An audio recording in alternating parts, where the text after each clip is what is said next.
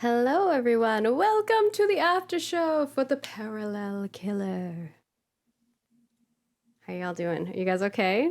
I'm good. Yeah, it was great. Yeah. We don't have a lovely trooper today because he had another show that he had to go to, but he sends his regards and lots of love. So, and that he believes our epilogue would be that we start up a private investigation firm of supernatural discoverings and findings, which I think is the perfect. That does sound awesome. That would be cool to watch. Like a PI, but like they're specifically looking for weird stuff. That'd be cool. Basically, we're just gonna play World of Darkness at that point. Yeah. I'd say that's you make it World of Darkness and just humans. Dresden Files, maybe. Yeah, it ties into so the history of Fear itself as a game. X-Files. It came from a game called The Esoterist, which you are a paranormal investigation firm, but they thought it would be interesting to remove that and just be more regular people. So like the opposite of what we did.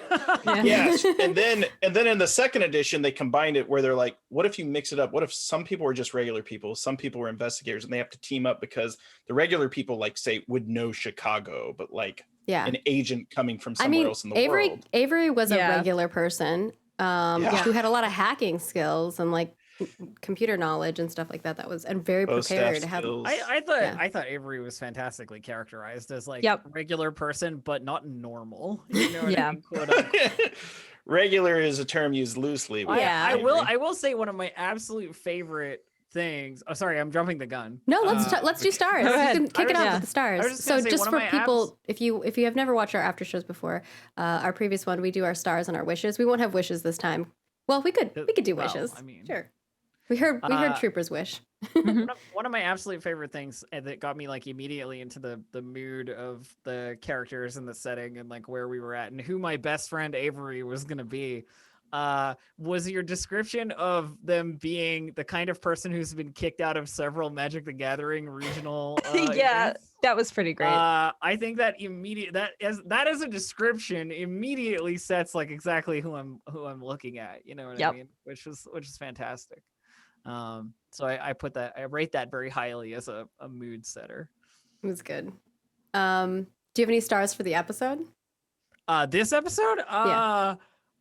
I mean, you were last time, so I feel like you need to be first. I appreciate that. I think you characterized the villain, creepy villain vibes very, very well with the like spooky descriptions of the darkness and the face and the grinning teeth and the I like really gets me in the vibe and was definitely like, this is not a human thing. You know what I mean? Like I made that definite decision that was Agatha's. Like reasoning. What would you call it? Reasoning. Yeah, because of the descriptions that I got from you. I think that's probably my favorite part. It very ominous, you know. Yay. Good. I'm glad the creepy was creepy and not just like, wow, that was stupid, Maggie. Good. No, it was good.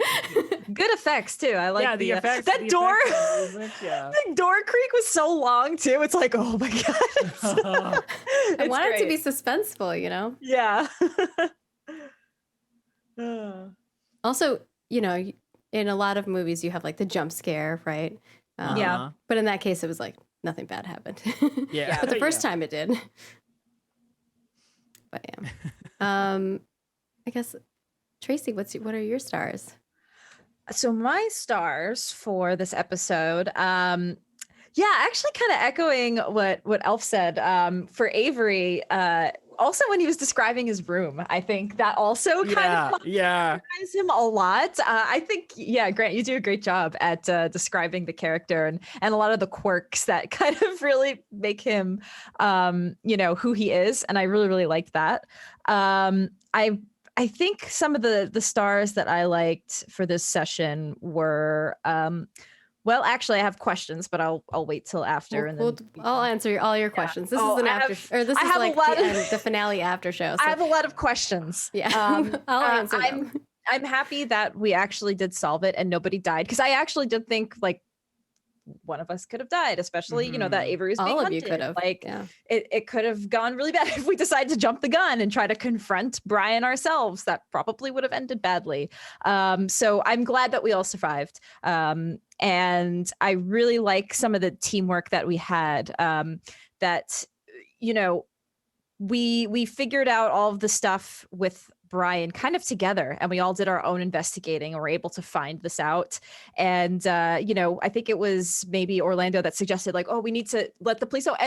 And even though, so Elena was like the front facing, and, I got some of the credit at the station for helping us. It was really like the behind the scenes stuff that, we worked together to solve this. And, I think that was really cool. So yeah, I'm very, very happy that we were able to solve it. And it was a lot of really good teamwork that helped us solve the whole thing. So that's my biggest star. Trivia night is going to be like all the examiner's office, all the police station. I know. We're going to be the most popular now. Yeah.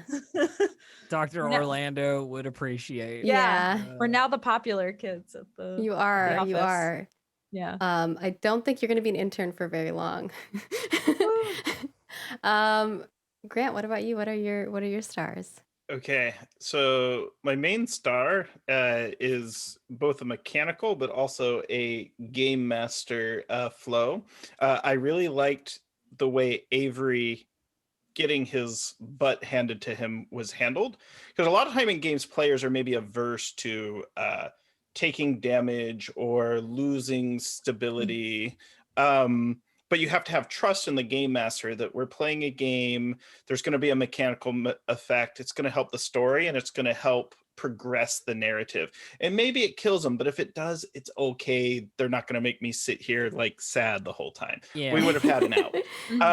But it was handled very well, because I was able to trust the game master as well as be completely freaked out. And I try to think about how I'd handle it. It's like, I'd paw for my phone. I'd try to use a light. I try to defend myself. I fell down the stairs. I guess this is where I die.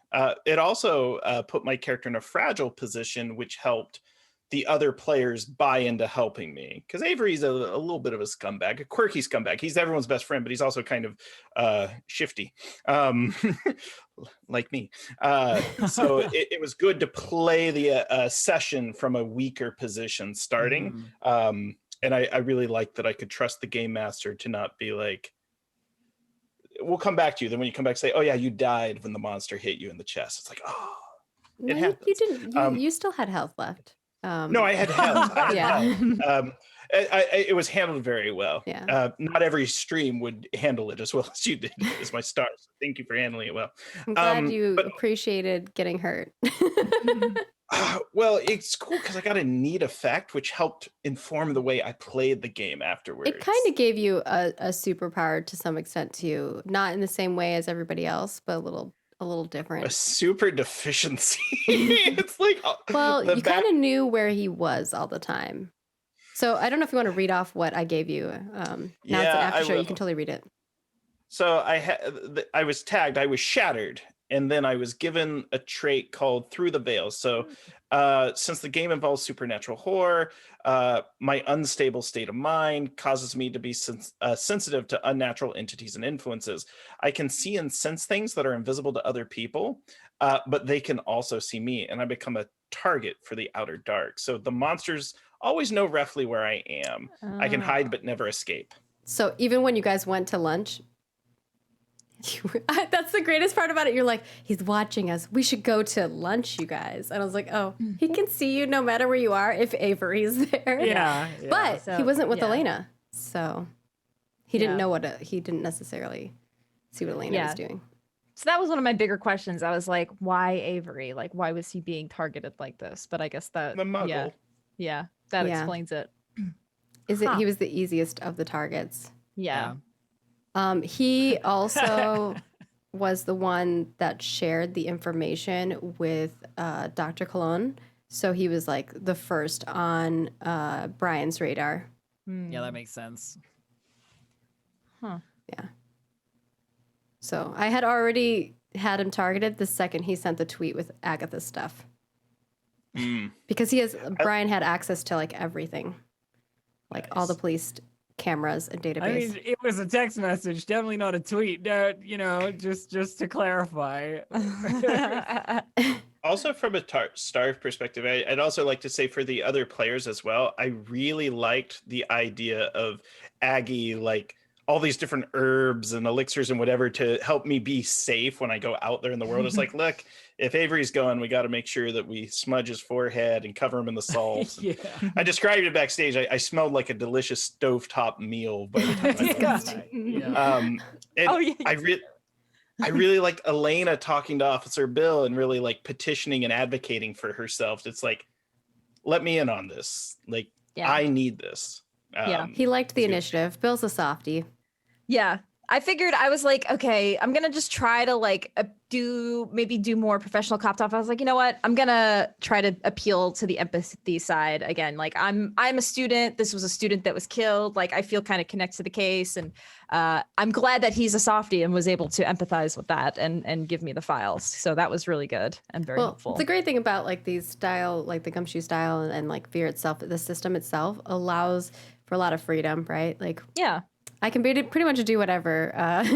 So for me, obviously, our main goal here is to tell a cohesive story. So I definitely wanted to, and you all had kind of given me some stars from last episode, but I wanted to ensure all happened. Yeah.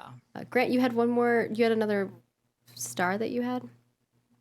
Oh, I think I gave 3. No, the way Elena advocated for themselves, the way Aggie took care of Avery when I was going back out there, and the way you handled the get me beat up scene. But I also liked Trooper's not here, but another star would be for Trooper, the way Trooper kept up the friendship with Avery, which was completely improvised from the first session. That's just, we're best buds. I think it's because we both showed up in the Aloha shirts, but and I really liked that. It was so cute. I loved the text messaging to each other and stuff. And honestly, I loved all of your characters' chemistries. It was great. Yeah. It was good. Yeah.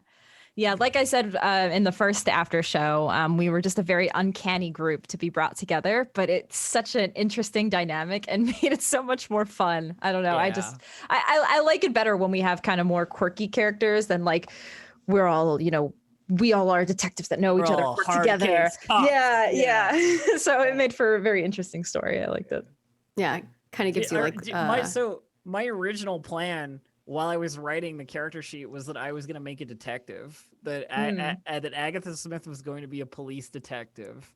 None of them were police detectives. I was expecting at least one of them to be, and none of them were. I was like, all right, well, this is going to be a GM challenge, but I'll make it happen. When I reread the prompt for the show, I was like, I don't know if I'm allowed to be police. So I then just deviated entirely away from it. The only way you can be a detective is by being a police officer. Like you have to be a police officer. I mean, I know, but it's just like unless you're a private investigator. What I read, for some reason, I was like, I don't know if I'm allowed to do this, and I don't really want to ask, so I'll just make a weird occult character instead. I kept saying, anyone have questions?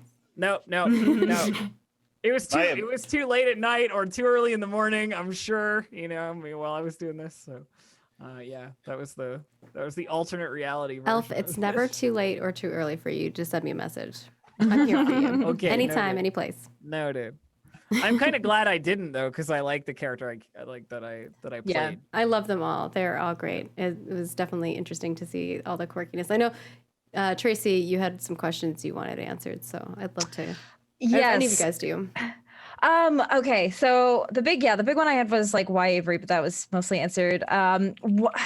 So Brian, like what's the deal? He is a Dampier. He's not a actual vampire then. He's something different.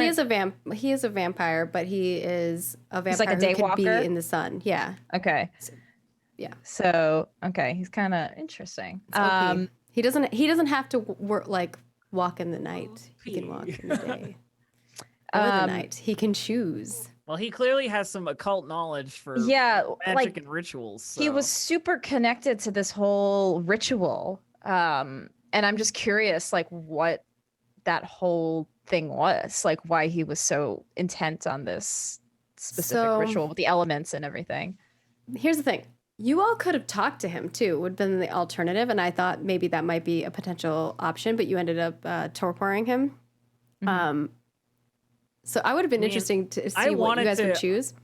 in character, I wanted to talk to him, but I also didn't want to betray. I had a voice ready for him too. Oh, I was so excited. But he is basically, he's been living for centuries upon centuries, and every 80 years he does the same ritual to continue his existence. Now, here's the moral dilemma of it. Yes, he's a vampire. Yes, he does drink people's blood.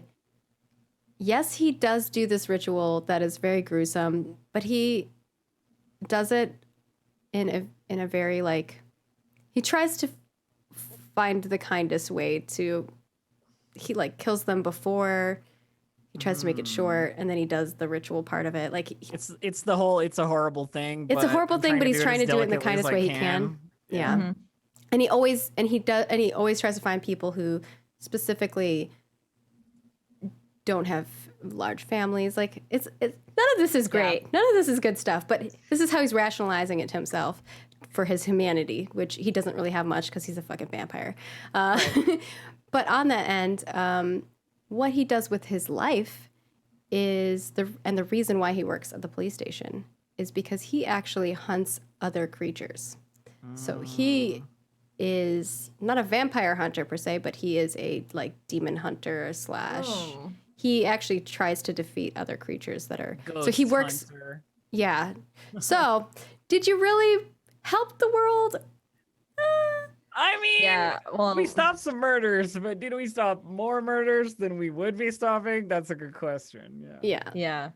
And that was the thing is like, I was like, if they talk to him, I'm curious where their moral dilemma will, like if this moral dilemma will matter to them, right? Like, I think that was a matter of time.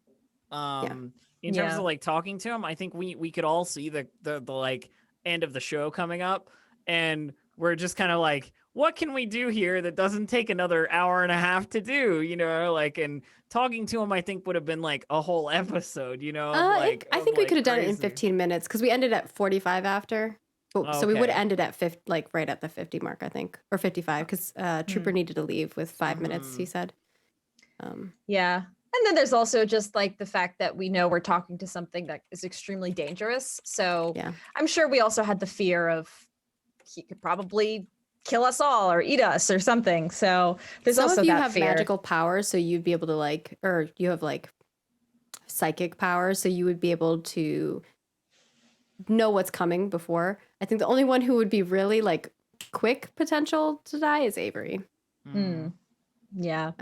I'm soft. He's had no luck. It's more he can like not mind control, but like he can persuade you to do something with his skill set. If he were good enough at the roll. It would definitely be a roll off though. It would be like your stability for his thing, to him trying to convince you. It's kind of almost like his way of persuasion, which Tracy knows all about because that's like her character's Ava's life.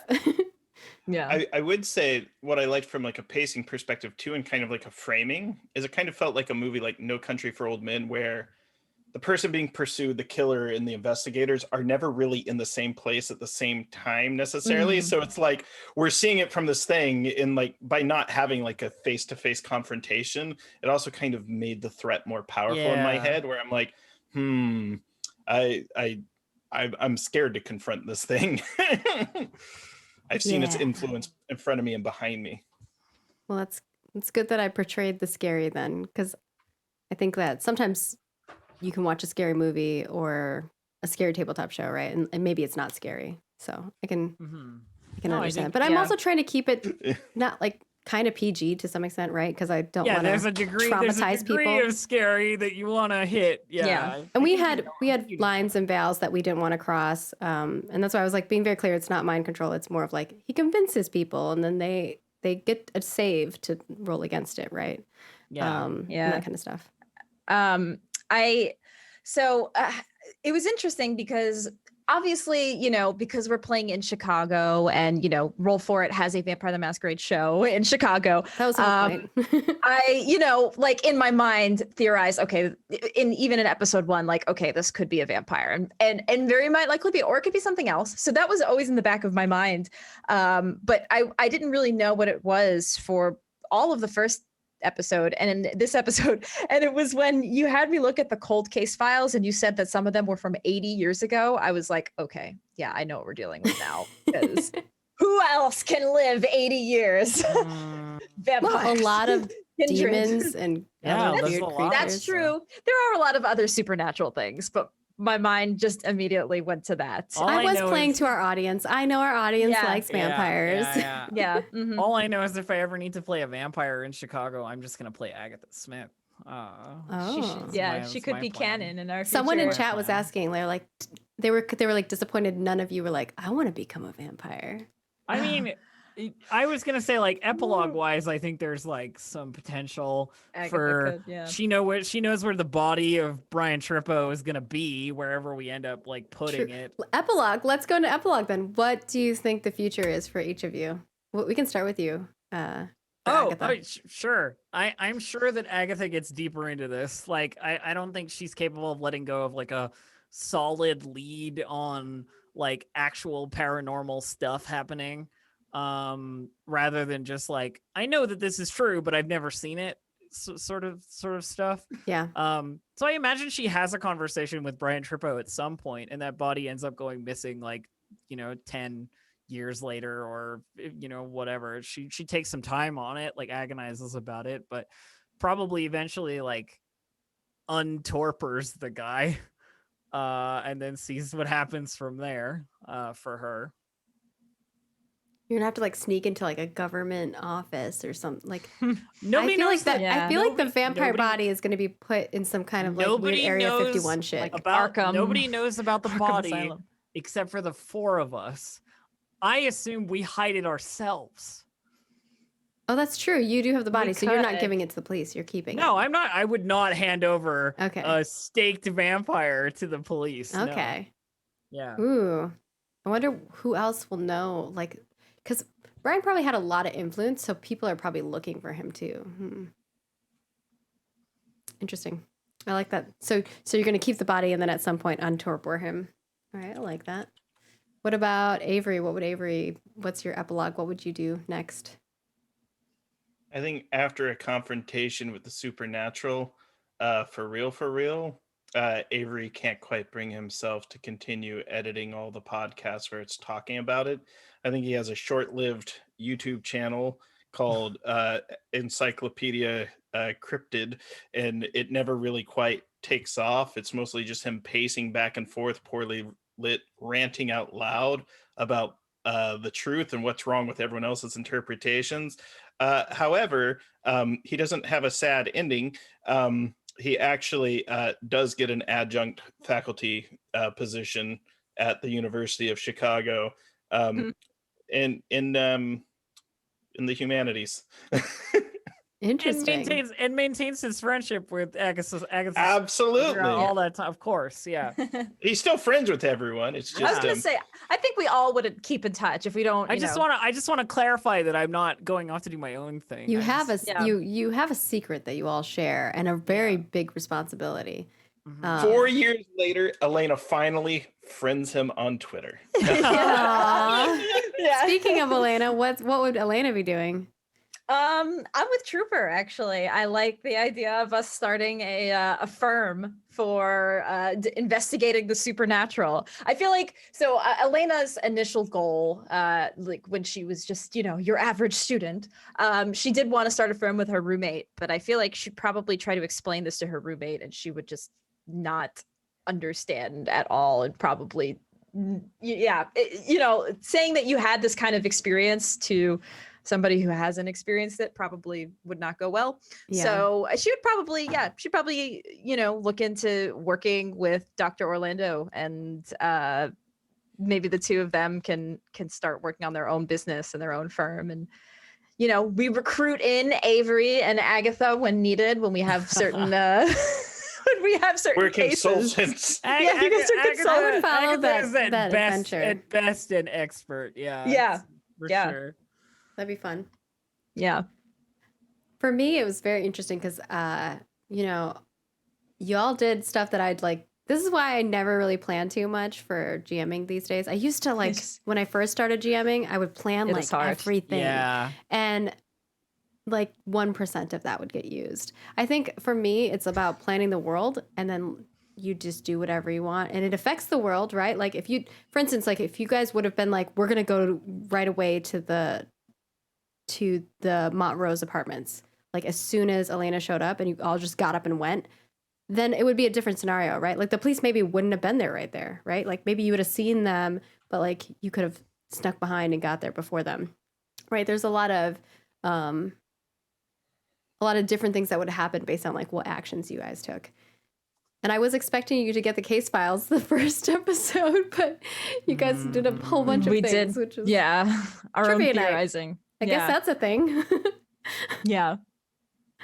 But I think it humanized and gave you guys like a different, like gave the viewers a perspective of like what these characters are like outside of the work kind of stuff they do. Yeah, which I thought was cool. Yeah. Yeah, it was good. I definitely think the case files, and then the second body that came in, I think that really confirmed it for us. Like we knew exactly like what this killer's plan. The tattoos, did they happen? Did he do them? The Brian, or was this something that the victims got themselves? The triangle tattoos. The victims got them themselves. So, There's definitely some strangeness in it for sure. That is very bizarre. So like my other thing that I had going on was that there are tattoo artists. Like you could have gone and searched for, like, it would have been a lot of people because a lot of people do tattoos. Get tattoos, yeah. But if you pursued that route, I was going to have like a tattoo artist that did create the tattoos. But they also have some psychic powers themselves, which is not like heinous powers. It's more of like they can sense emotion, like some like what like significance. Yeah, like what significance is, or like what significant event has like changed someone's life in order to like help them remember it in a different way. Like they're more of a healer type. Like to help them heal through the process, they would give them these tattoos. Huh. Not quite the tattoos Ava's probably used to. Yeah, I know. And similar. We had a couple of leads. Like the first episode, I feel like we had a bunch of ideas that we wanted to do, like talk to the students and maybe talk to the tattoo. And I think it would have been a lot for us to do and only, one session. But I also think, and once doing trivia night. And do trivia night, and sleep, which we tried, but that, we were awoken by strange things happening. So I think that it, doing the investigation with the police and, even hacking into and doing a lot of research with, the skills that we had already, I think was really helpful in solving this. And it was good. Fun. Yeah. All right. Anyone else have any questions or things you want to mention? It seemed like you wanted to say something else. Oh no, I was just agreeing, actively agreeing with the yes, good. Yeah. Moves. I'm good. I'm happy. I've got a little mental epilogue. My questions are answered. I'm set. We saved I'm a Dyson. Yeah, we did it. She did not die soon. She did not die soon. So I'm very happy that she was going to. I know. I saw that on the list and I was like, well, this is the perfect name for this situation. Because it is a name that eventually lives up to its. Yeah, eventually. So whichever patron submitted that, thank you. That was a good name. All of the names I used, I think, were all patron names, Nice. except for Betty and Carlos, I believe. I don't think those were. I think those. Yeah, were. I think Trooper came up with Betty. Yeah, Trooper came up with Betty, and I came up with Carlos. Of course, if you guys don't have anything else, we can wrap up our after show too. Yeah. If you're watching this live, we'll be putting up the character sheets for everybody. So don't touch those. I'm gonna make them PDFs and send them over to Bentham so that he can create some cool Patreon posts for you guys. So if you're interested in seeing which stuff they all had, I had some stuff notes. I didn't use at all. Yeah, I mean that's what happens with like I didn't roll at all. Yeah, I think I'm the one character that didn't roll anything. Oh no, it's totally fine. Totally I fine. think you are. You're the only one that didn't roll. Yeah, looking at the the Roll20 log. Yeah, I didn't roll. Oh, we can take some questions. I think we still have a few more minutes, right? If you guys are cool. Yeah. Yeah. Sure. Did you have a question? Feel free to toss in. Is he a thin blood, the Dampier, because he walks in the day? That was a question earlier. I don't think he's a thin blood. I think he's a badass. He had a lot of powers, but I think he also he's very old, so I think he'd be willing to talk his way through stuff. He mostly just talks his way through things. Okay. Hence why he gets other people to do his dirty work for him, other than creepy ritual that he has to do every 8 years. And I mean, defeating demons. He's a demon slayer. But that was the moral quandary that I was going to have them have, is like, what do they do? Is the tattoo parlor named the Painted Lady? I was tempted to go. I definitely was inspired by the Painted Lady thing. I was like, oh, I have to have this be part of it too, like the tattoo thing. How many rituals do we need to perform to get more episodes of the show and more shows with this cast? You had us in the first half.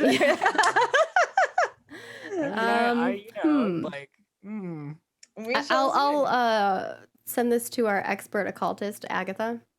I don't know the number of rituals for an unspecified happening, especially when I do not have the authority to state The ritual is get us 10,000 views on the video, and then maybe I can convince EE and Bentham to be down with a series for the parallel. Well, it wouldn't be the parallel killer at that point. It'd be like a whole knockoff show, right? Yeah. It'd be like the parallel killer is just the pilot for the show. This was our origin story. This was our supernatural episode 1, and then Yep. Yeah.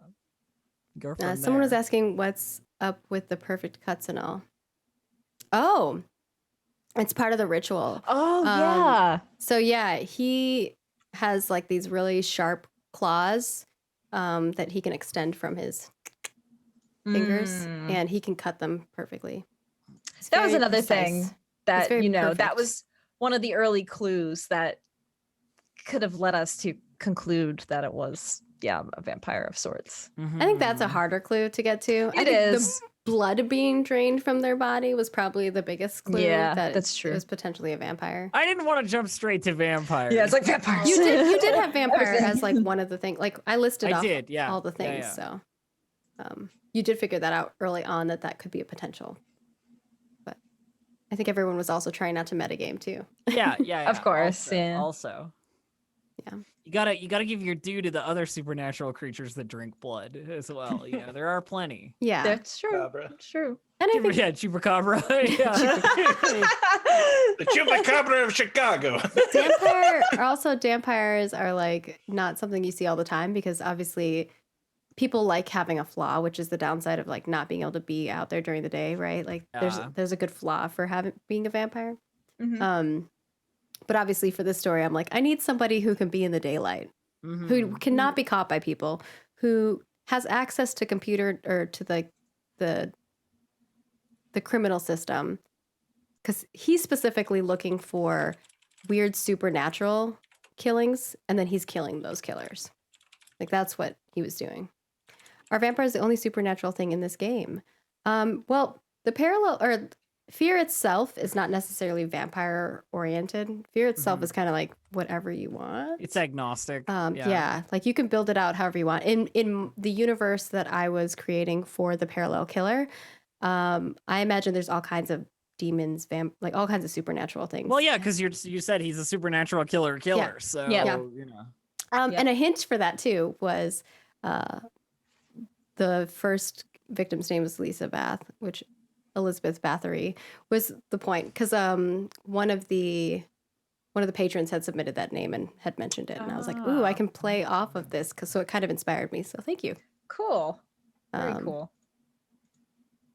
Let's see. Any other question? Gumshoe Pelgrane has a supplement for this and the other game that are connected, called the Book of Unremitting Horror, which has a lot of potential supernatural elements you can introduce into the game world.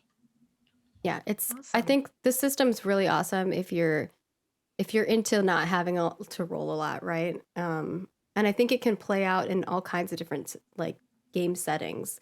I'm in another podcast called Missing Annie Lee. If you want to check that out, it's on Spotify and pretty much anywhere where there's podcast. But that is a fear itself game, and it's completely different than this. It's like teenagers trying to figure out how their friend died, or you know, their friend goes missing and they can't find, like no one has found them, type of thing. And you kind of follow along their story, which is really interesting. And then she shows up 10 years later as still a high school kid. So, you know, interesting, weird stuff. So you can go about the setting in all kinds of different ways. I just wanted to do like a cult detective, because I love the idea of cult detective shows. Like I think too. There needs to be more of them. I feel like like Monk is a good one because it's funny and you still have like the PI detective element of it. So it doesn't have to all be serious either. Mm-hmm. Everyone gets a doctorate or something academic. And the Agency series could be called The Fear Doctors. Okay. I was like, where is this going? Oh, okay. Here's the joke there. Can you do proper magic in the system, and can you be a non-human? So the system for fear itself is really your humans, but some people have psychic powers, and there's all kinds of psychic powers. I limited them to 4 options because the psychic powers are really open. Some of them are like really, really OP. I wink nodded that in the first episode where it's like, well, you could summon her ghost back, but that's not really my specialty. Okay, gotcha. With the like speak to the dead there's power being a possibility. Yeah, there's a speak to the dead one. I didn't want that to be in the game because I feel like it would just ruin it. Like it would shorten it. Hey, body, what happened to you? What killed you? Yeah, exactly. But that's not to say like the creature or like they would know even what killed them, right? It's true. They Yeah, describe it. True. So I did think about it as an option. So I was kind of looking through all the psychic powers and deciding which ones I wanted in play, or if I wanted any in play. You can totally be like, no one can have psychic powers. The only one we didn't use of the 4 that you made available to us, because we couldn't have the same one, was part of the rule, was the synchronicity one, right? Yeah, I did allow synchronicity, but that one was not selected, which is to draw on your powers, you must situate yourself in a place where random events are likely to occur. If you're sitting in a locked, empty room with no phone, there's not much that can happen to you. However, if you go and sit in a crowded pack, the range of possible coincidental events increases immeasurably. And so like this doesn't provide necessarily core clues, but if you're stumped and you don't know what to do, this is kind of a way that like accidentally a clue will fall upon you. And sometimes it's someone falling from the top of a building. So it's psychic coincidence. Right? Like, so to speak. Yeah, I thought that would be a decent one for Avery, but also because it was a 2-shot, maybe not necessary because it'll move. Right. Yeah. I love that Avery didn't have psychic powers. It was fun. Mm-hmm. And obviously you kind of got a weird psychic power brought upon you at the end there. Let's say, who's to say the ritual doesn't destroy the soul of the victim? That's true. If the soul is gone, then you couldn't bring the dead back. True. Very true. Yeah. Then it's a useless power because who else is dead? Like who are you going to talk to? Yeah. You could talk to for a 2-shot. I mean, like like these things have to come up or not, sort of thing. I thought you handled the premonition stuff for Agatha really well, where you were just like, something is happening, like occasionally, and just fed me prompts that I could work with. Yeah, I tried to make sure really it was. Nice. I didn't like. So here's the thing too. With psychic powers, I don't want to be like annoyingly spamming them, and then I also don't want to like not have them be in play. So just trying to find the right moment for them. Yeah, I just casual mention. Yeah. Casually, you get to see what might have happened 5 seconds before if you don't. Yeah, don't do that. Text Anne. I think that was clutch. So good on you guys. All right. Well, Does anyone else have anything else, or we can wrap up the after show? It's the end of the Parallel Killer. Woo! Super And we fun. solved it. Yeah, you solved it. I didn't know if you were going to solve it either. I was like, oh, who knows what's going to happen.